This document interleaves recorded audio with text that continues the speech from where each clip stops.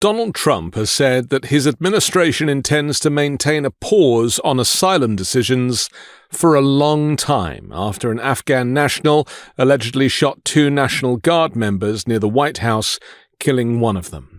When asked to specify how long it would last, Trump said he had no time limit in mind for the measure, which the Department of Homeland Security says is linked to a list of 19 majority Muslim countries already facing U.S. travel restrictions. "We don't want these people," Trump said. "You know why we don't want them? Because many have been no good, and they shouldn't be in our country." How long does your administration plan to pause asylum into the U.S.? I think a long time. Can you give any kind of time? We don't want those people. We have enough problems. We don't want those people. Is that a year, 2 years? No time limit. And then, but it could be a long time. You said that we don't want those people. You understand that? I understand. You understand it? I understand. Who are you with? I'm with News Nation. So okay, my name's Lindsay. News Nation. Great. Let me just tell you something. We don't want those people. Does that make sense? You know why we don't want them? Because many of them are no good, and they shouldn't be in our country. What do you mean by those people? Can you The people from different countries that are not friendly to us, and countries that are out of control themselves.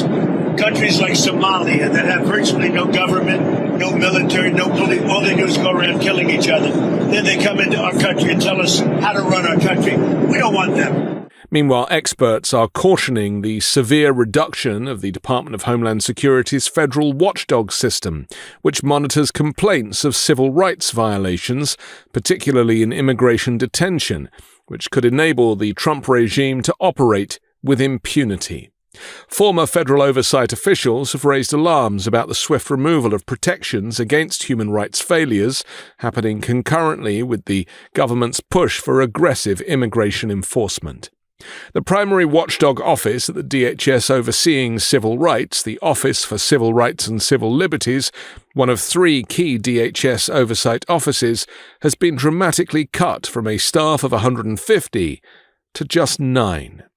This reduction occurred despite around 550 active investigations into serious civil rights allegations against DHS officials and contractors, including those working inside immigration detention facilities. This dismantling is part of the second Trump regime's early actions, which included firing hundreds of officials across various federal oversight offices. Anthony Enriquez, vice president of U.S. Advocacy and Litigation at the Robert F. Kennedy Human Rights Group, suggests that Trump officials want to be able to operate a system that doesn't have any rules to facilitate a mass deportation agenda. The status of hundreds of active civil rights investigations initiated by the CRCL is now uncertain. Active cases when the new administration took office, according to previously public CRCL documents and original complaints, included allegations of serious abuses. The administration, through Assistant Secretary for Public Affairs Tricia McLaughlin, has stated that no subprime conditions exist in U.S. immigration custody. In response to inquiries, the DHS asserted that all legally required functions of the CRCL are still being performed in an efficient and cost-effective manner. A DHS statement from McLaughlin also claimed the former CRCL obstructed immigration enforcement by adding bureaucratic hurdles and undermining DHS's mission, often functioning as internal adversaries. The department maintains that CRCL and the Office of the Immigration Detention Ombudsman continue to inspect facilities, document conditions, and investigate detainee complaints. However, a review by The Guardian newspaper based on interviews with recently dismissed officials, attorneys, and documents suggests that already limited oversight practiced at the DHS is now nearly non-existent. Of the 9 remaining staff at the CRCL, 1 is the acting officer, Troop Hemingway, reportedly a former advisor to the conservative Project 2025 initiative. Trump's mass firings in March affected nearly all staff at the 3 DHS oversight offices. The DHS have backpedaled on claims that the offices were being abolished, telling a federal judge the staff was reduced to refocus and create more efficient processes. However, staffing figures submitted during litigation indicate that as of August, the CRCL had only 2 full-time investigators. A former official stated that the regular inspections conducted by a fully staffed CRCL saved lives, and now these inspections appear to be largely halted. Concerns are deepening as the Trump regime expands the immigration detention network. One former official who worked on abuse investigations commented that the regime may be focused on maximizing roundups and removals without any due process and without any regard for conditions. Another former official warned that without adequate oversight, the potential for real danger is great, leaving the system to ICE policing itself. One immigration attorney noted that 9 people cannot cover an entire country, especially with new detention centers opening frequently. Sophia Genovese is now seeing a rise in cases of immigrants being pressured and threatened with physical violence to self-deport, issues the CRCL would have typically investigated. The administration also removed all CRCL public records from its website in February, erasing valuable information about investigations.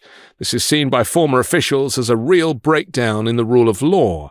Advocates argue that even limited oversight is critical, and without it, the primary avenue for recourse is now public protest and legal action. This aggressive posture towards immigration and the simultaneous gutting of internal oversight is widely viewed as being inextricably linked to the Great Replacement conspiracy theory, a racist notion that welcoming immigration policies are part of a plot by elites to undermine or replace the political and cultural power of white people in Western countries. This debunked theory, which has become a mainstream talking point within the MAGA Republican movement, serves as an ideological underpinning for policies that characterize non-white immigrants as invaders and existential threats. By focusing on mass deportations and severely restricting legal avenues like asylum, and with Donald Trump explicitly linking immigration policy to the idea that some people shouldn't be in our country, the regime's actions mirror the theory's core tenet that non-white demographic change must be stopped by any means necessary, turning the full weight of the federal government into an instrument for racism and white supremacy. I'm Anthony Davis. You can find me on the 5-Minute News YouTube channel and podcast, on Wednesdays co-hosting Uncovered, and on Sundays on The Weekend Show with MeidasTouch. Love this video? Support independent media and unlock exclusive content, ad-free videos, and custom emojis by becoming a paid member of our YouTube channel today. You can also gift memberships to others. Let's keep growing together.